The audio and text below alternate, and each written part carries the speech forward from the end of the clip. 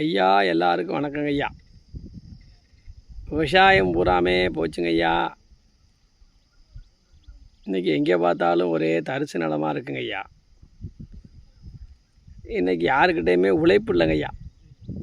தமிழ்நாட்டு இளைஞர்கள் யாராவது உழைக்கிறாங்கன்னு சொன்னால் அவங்க பூரா சாராய பாட்டிலுக்கு அடிமையாக இருக்காங்க ஐயா. 75 பேர், 100க்கு 75 பேர். இல்லைன்னா போதை ஊசி போட்டுக்கிறாங்க, மாத்திரை போட்டுக்கிறாங்க.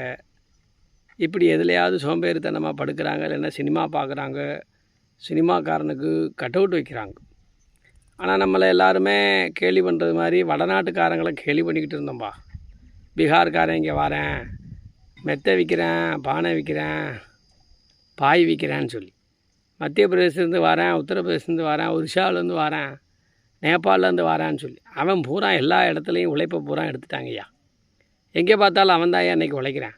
பெரிய கட்டடமாக அவன் இருக்கான், ஃபவுண்டேஷன் போடுறான், பெயிண்ட் அடிக்கிறான், ஹோட்டலில் அவன் இருக்கிறான், பானிபூரி விற்கிறான், எல்லாத்துலேயும் இருக்காங்க. நல்லா கடுமையாக உழைக்கிறான், கடுமையாக சம்பாதிக்கிறான். அவனில் 175 பேர் உழைக்கிறான் ஐயா. 25 பேர் தான் ஐயா போதை பழக்கம் இருக்குது. ஆனால் தமிழ்நாட்டு இளைஞர்களில் 175 பேர் தண்ணி குடிக்கிறான் ஐயா. 25 பேர் தான் ஐயா நல்ல பழக்கத்தோடு இருக்கிறான். இதனுடைய போக்கு என்னங்க ஐயா மாறும்? ஒரு கட்டத்தில் தமிழ்நாட்டில் வடநாட்டுக்காரர்களுடைய ஆதிக்கம் அதிகமாயிரும்.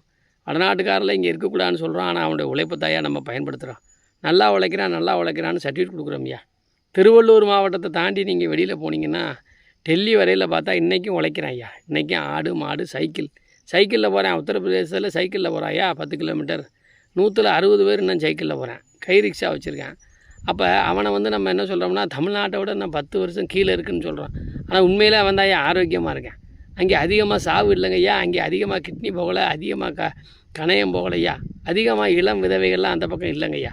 திருவள்ளூருக்கு இங்கிட்டு வந்தால் தான், தென்னாட்டை வந்தால் தான் ஐயா அதிகமாக இந்த மாதிரி பிரச்சனைலாம் வருது. காரணம் எல்லாம் குடிச்சிட்டு அப்படியே சோம்பேறித்தனமாக பூரா எந்த பார்த்தாலும் ஃபாஸ்ட்டு ஃபுட்டாக சாப்பிட்டு எந்த வேலையும் பார்க்குறது இல்லைங்க ஐயா. சொமோட்டோவில் ஆர்டர் பண்ணி சாப்பிட்றேன். இந்த போக்கெல்லாம் இன்னும் கொஞ்சம் நாள் போச்சுன்னா தமிழ்நாட்டில் என்ன அதிகமாக இருக்கும்னா ஐயா, சிறைச்சாலை ஒரு பக்கம் அதிகமாக இருக்கும். அதுக்கேற்றது மாதிரி கோர்ட்டுகளும் போலீஸ் ஸ்டேஷனும் அதிகமாகும். அதுக்கேற்றாப்புல ஆஸ்பத்திரியும் அதிகமாகும் ஐயா. எங்கே பார்த்தாலும் கிட்னி சென்டர்னு திறக்கிறான் ஐயா, டயாலிசிஸ் சென்டர் திறக்கிறான் ஐயா, கணையம் சென்டர் திறக்கிறான் ஐயா, கைக்கு, கண்ணுக்கு, காதுக்கு, மூக்குக்கு, தோலுக்கு, ஃபிசியோதெரப்பிக்கு அப்படின்னு சொல்லி எல்லாத்துக்கும் தனித்தனி ஆஸ்பத்திரிங்க ஐயா. ஸ்பெஷலிஸ்ட் எதில் ஐயா வரலாம்? ஸ்பெஷலிஸ்ட்டு ஒரு அறிவுள்ள ஸ்பெஷலிஸ்ட் வரலாம்.